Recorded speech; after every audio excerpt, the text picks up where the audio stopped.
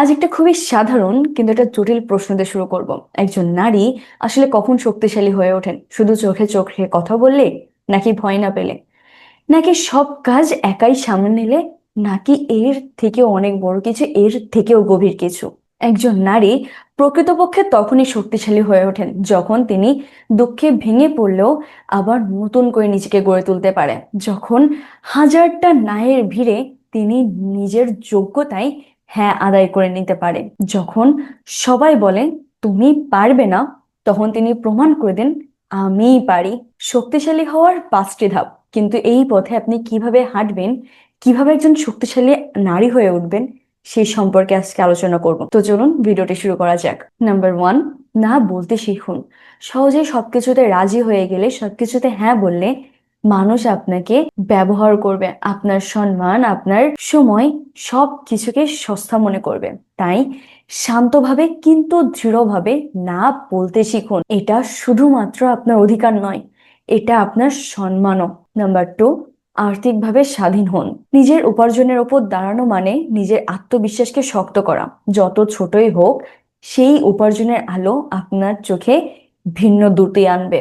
Number 3, নিজের যত্ন নিন। নিজেকে অবহেলা করে কখনো কাউকে ভালোবাসা যায় না। নিজের যত্ন নিলে সেটা বিলাসিতা নয়, বরং এটি আপনার আত্মসম্মানের প্রকাশ। নাম্বার 4, নিজের মত প্রকাশ করুন। চুপ করে একজন ভালো মানুষ হওয়া যায়, কিন্তু কখনো শক্তিশালী মানুষ হওয়া যায় না। তাই নিজের ভাবনা, নিজের মতামত সম্পূর্ণটুকু স্পষ্টভাবে বলতে শিখুন।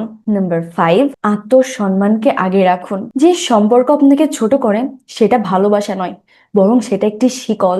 তাই অন্যকে ভালোবাসুন, সম্মান করুন, কিন্তু নিজের সম্মান হারিয়ে নয়। মনে রাখবেন, নারী হওয়া কোনো দুর্বলতার পরিচয় নয়। আপনার ভিতরেই সৃষ্টি করার, আগলে রাখার এবং পথ দেখানোর ক্ষমতা আছে। তবু এই সমাজ আপনাকে বারবার এটাই বোঝানোর চেষ্টা করবে তুমি আসলে কিছুই পারো না। তারা আপনাকে ভয় দেখাতে চায়, আপনাকে থামিয়ে রাখতে চায়, আপনাকে আটকে রাখতে চায়। কিন্তু আপনি যদি থেমে যান, তাহলে সবকিছু থেমে যাবে। একজন শক্ত নারী মানেই তিনি কঠিন বা অনুভূতিহীন নন। তিনি হাসেন, কাঁদেন এবং ভালোবাসেন।